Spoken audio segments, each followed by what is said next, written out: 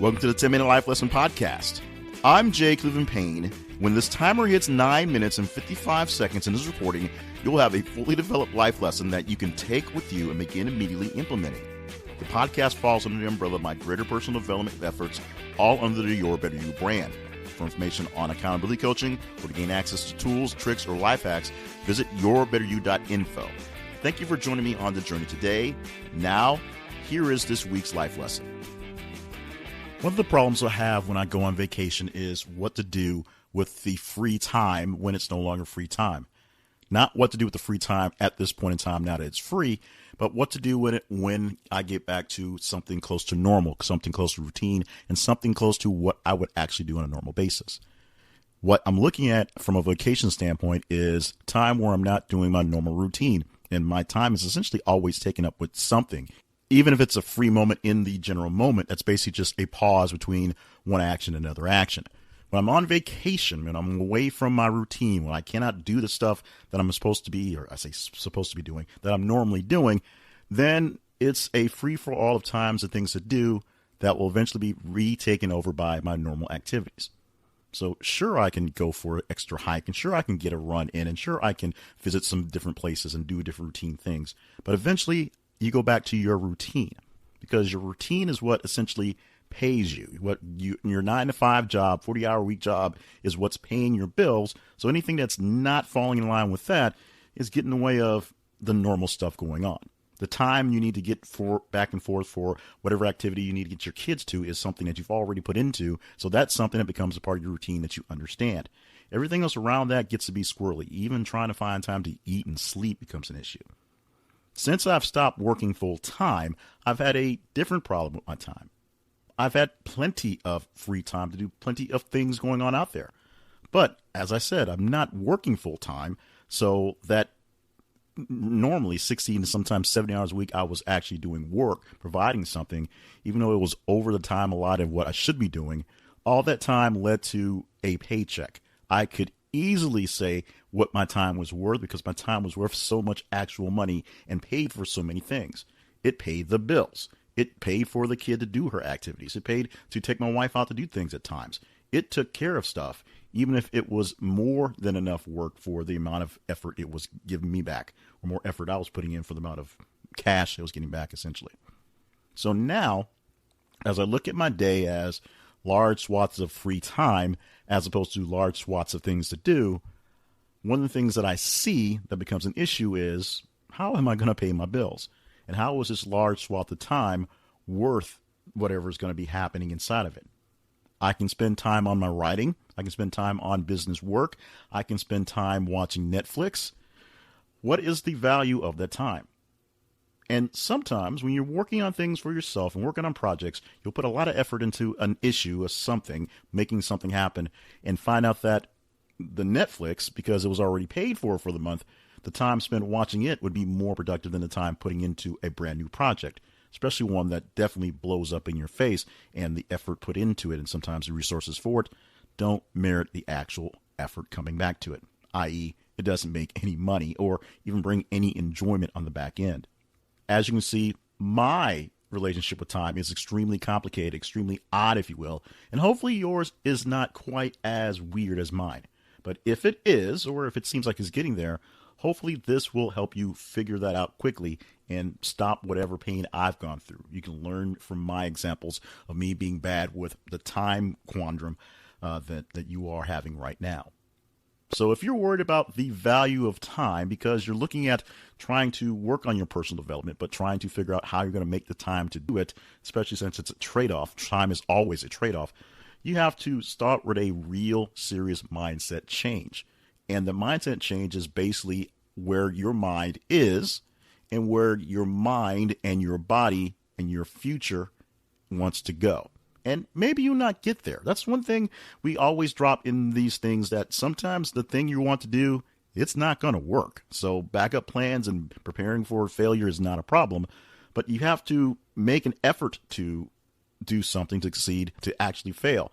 Sitting on the couch and choosing not to go for a run because you don't want to fail at Run the Marathon is not saving yourself from failure. It's essentially a whole nother different failure whatsoever, or technically it's actually success in not doing anything. So first you have to figure out where it is you're trying to go, what it is you're trying to do, and what you want to be when this whole thing is done, where you want to find yourself at. We'll use the exercise analogy because it's easy to see. So if you want to get in better shape, if you want to run a certain amount of time, maybe you want to be in the CrossFit games, do all sorts of silly, weird things at once.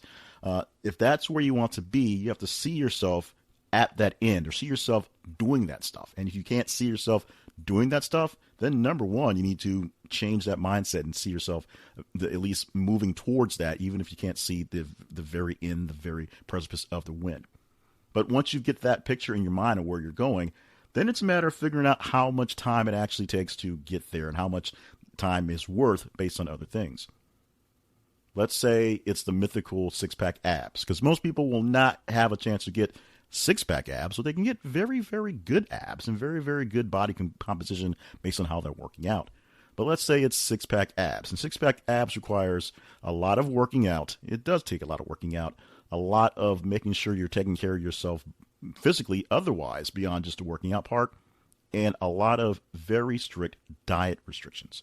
Eating a lot of things that help your body metabolize things and not gain those little pockets of fat here or there. Because for most people, a little bit of padding isn't a problem. But if you're looking for six-pack abs, that means your entire body has to be in perfect condition.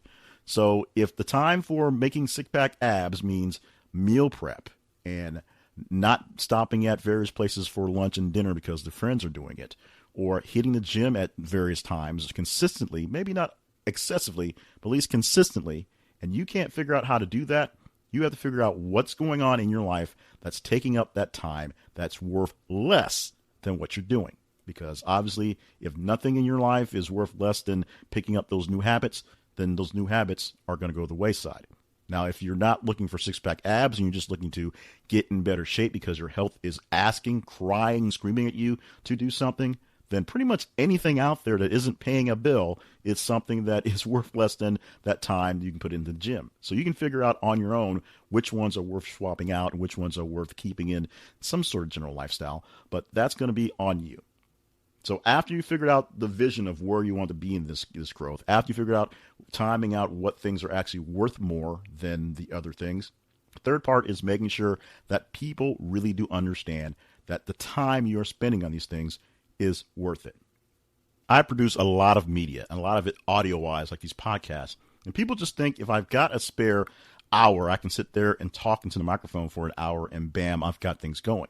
And in theory, it works that way. If I have a spare hour, I can work on a few pieces. But I can't work on an hour worth of talking. I can basically work on maybe 20, at the best, 30 minutes worth of talking, or doing a lot of short things.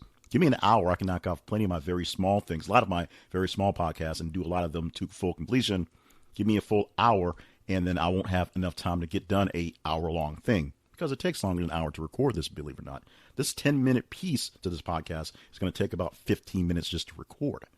So think about the time in hand that you have, and make sure you explain to people how that time translates to real time. Because what's going to happen is the time you have to evaluate and take from your own things, it's going to come out of the change of other people's time as well. So they'll have to understand it's important. A few years ago, I read an article from a writer, TV writer, who basically said once his child turned 10 years old, it was easier to explain to him and to his mother that on Monday nights, he goes to the gym. Nothing stops that because it makes daddy much, much better person to be with once he got his big workout in. It made him much nicer to deal with at work and at home, and it set the tone for the entire week for getting things done. So it's very simple when you're looking at your time and its worth. Number one, if you say you want to do something big and you're trying to figure out how to make it work out, look at yourself with the picture of you achieving that thing. Figure out how to get that image in your head. The second is to actually weigh the time that it will take, or you think it will take, to get to there versus the time that you're, I'll say, wasting on other things, or maybe there are actually important things being done. And finally, you have to negotiate that time with yourself and with others, because other people will figure out that you're taking time from their stuff as well. Time is a funny thing, and the weight of time and the worth of time is a funny thing that you'll have to understand, and you won't know how hard it is to actually comprehend this thing until you try to weigh out your time.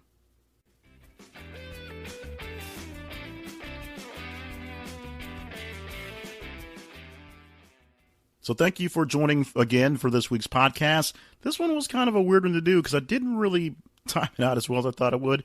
And believe it or not, trying to knock this one off in 9 minutes and 30 seconds, giving myself an extra 30 seconds made it hard. If it was 9 minutes, I probably could have did a little better job of it. So hopefully it was not quite as choppy, was not quite as odd as it sounded in my head or looked at while I was fixing this thing up. As we said, we've been doing some experimenting with some things and trying to work on the mobile action so I get more of these things done. This week, we're back to the studio action, or the makeshift studio action. So hopefully it will sound a lot clearer, a lot nicer. And one thing I noticed, I do actually perform much better when I'm looking at a microphone instead of having one hanging on my lapel. So that does add a lot to it. Maybe I just need to plug a microphone to plug and stick in my face when I do it from the mobile recording. That being said, you know what this is all about, or hopefully if you're brand new, you don't know. So let me explain all of it right here. The first part of the podcast up to the 10-minute mark was the 10-minute life lesson. And if you're listening to this part, this is all the gobbledygook, yabba stuff that is the salesy stuff at the end, as I call it. So thank you for listening to the podcast, listening this far, getting the 10-minute lesson in, and hopefully it's something that you are ready to implement as soon as we're done here. I also have a sister podcast to this podcast. It is even quicker, 90 seconds, just that. It's called Steps to Your Better You, and both Steps to Your Better You and 10-Minute Life Lesson are found at yourbetteryou.info. If you didn't find us via the website, go to yourbetteryou.info and you'll find links to find us on your podcatchers and other episodes right there, then and there. Also articles on how to improve yourself, how to get a better you, and links to figure out how we can connect so that I can help you be the better you. Whether you just need something simple as accountability coaching, somebody to go over literally a checklist of seeing if you did some stuff. You need someone to go deeper into your systems and make sure that you're doing the right systems going on. Or you want to join in one of our cohorts. Every so often we get enough people and make a cohort of people coaching ourselves. And this is one where I'm in the coaching group being coached by you as well as you being coached by me and everyone else. It's a group effort. Check out the website, yourbetteryou.info, for information on how we can connect and make those things happen. Email the podcast, the show, Your Better You, directly at yourbetteryouinfo@gmail.com, and email me at jclevelandpayne@gmail.com, and check out my other website, my main website about me, jclevelandpayne.net, for all randomish things about me.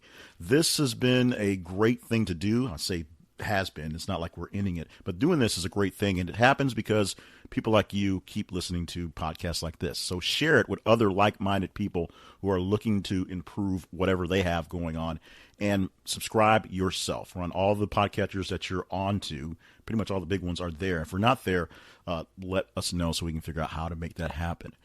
Biggest thing is to be here next week. Continue to stick with us. Give us feedback. Let us know what we can do to make this whole thing a little bit better each week. And then just be back each week for another great episode. 10 minutes time. 9.5 minutes to be actuality. The 10-Minute Life Lesson Podcast, brought to you by yourbetteryou.info.